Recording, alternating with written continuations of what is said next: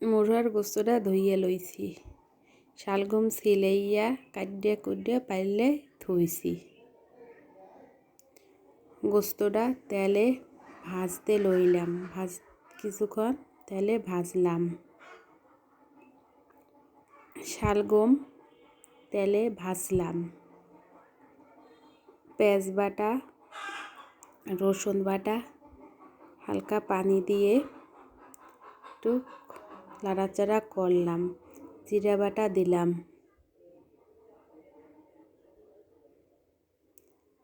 আদা বাটা দিলাম, দিয়ে নাড়াচাড়া করলাম।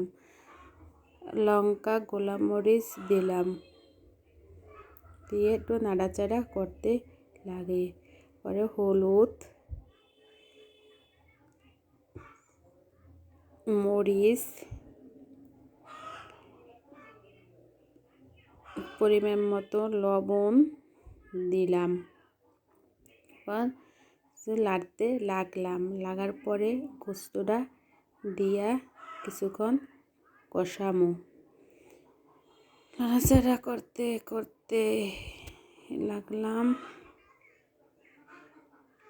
পরে শালগম দিয়ে দিলাম গোস্তের ভিতরে, দিয়া দুইটা মিক্সার করে রাখছে লাড়ানোর পরে